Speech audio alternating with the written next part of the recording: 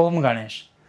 જો તમારી જન્મકુંડલીમાં શનિદેવની કોઈ પીડા છે, તમે શનિથી ખૂબ જ પીડાઈ રહ્યા છો, જેમ કે શનિની મહાદશા છે કે પછી શનિની પનોતી ચાલી રહી છે, કે તમારી જન્મકુંડલીમાં શનિની સાથે કેતુ છે, શનિની સાથે રાહુ છે, શનિની સાથે સૂર્ય છે, શનિની સાથે મંગળ છે, કે શનિની સાથે ચંદ્ર છે, આવા દોષોથી જો તમે પીડિત છો તો આ બધા ઉપાયો તમે કરી શકો છો ફક્ત શનિદેવની કૃપા માટે. આજે વિશેષ હું તમને આ ઉપાય બતાવી રહ્યો છું શનિ પીડામાંથી મુક્તિ માટે. જેમ કે તમે સવારે પીપળાના વૃક્ષની પૂજા આદિ કરી શકો છો, પીપળાના વૃક્ષમાં જળ ચડાવી પ્રદક્ષિણા આદિ કરી શકો છો.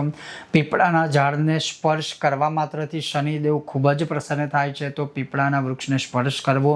પીપળાના ઝાડની નીચે તમે તલના તેલનો કે સરસવના તેલનો દીવો કરી શકો છો, કે ગાય માતાના ઘીનો, પણ મૂળ રૂપે વાત કરીએ તો તેલનો દીવો આપણે શનિ પીડામાંથી મુક્તિ થવા માટે અવશ્ય પીપળાના વૃક્ષ નીચે કરી શકાય.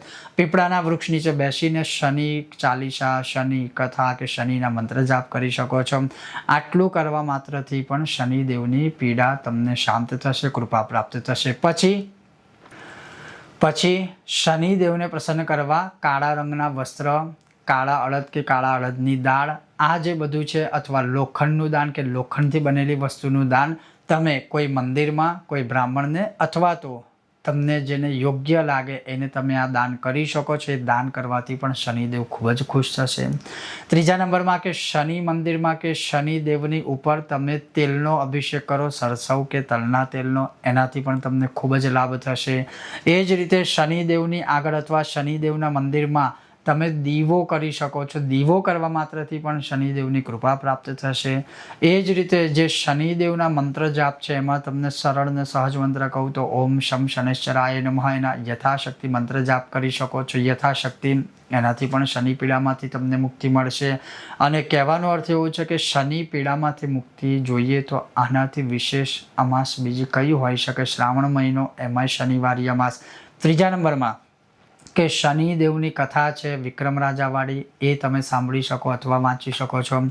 પછી શનિદેવની પીડામાંથી મુક્ત થવું હોય તો શનિના મંત્ર જાપ કરી શકો છો, અથવા એ દિવસે અમાસે તમે શનિની વિધિ કરાવી શકો છો. શનિદેવના મંત્ર જાપ, પૂજાપાઠ આદિ, એનાથી પણ તમને ઘણી બધી રાહત થશે. શનિ ચાલીસાના પાઠ કરી શકો. એ દિવસે હનુમાનજીની પૂજા કરી શકો. હનુમાનજી ઉપર તમે તલના તેલને સિંદૂરને ભેગું કરીને અભિષેક કરી શકો. આટલી ક્રિયાઓ કરવાથી તમે અવશ્ય શનિની પીડામાંથી મુક્ત થઈ શકો, અથવા તો શનિ પીડા શાંત થઈ શકે છે. જો તમારી જન્મકુંડલીમાં કે તમારી શનિની મહાદશા ચાલતી હોય કે શનિની પનોતી આદિ બધું ચાલતું હોય તો આટલું કરવા માત્રથી પણ તમને 100% શનિ પીડામાંથી મુક્તિ પ્રાપ્ત થઈ શકે છે. અને એ આ વખતે રહેશે 23 ઓગસ્ટ શનિવારે. ઓમ ગણેશ. હર હર મહાદેવ.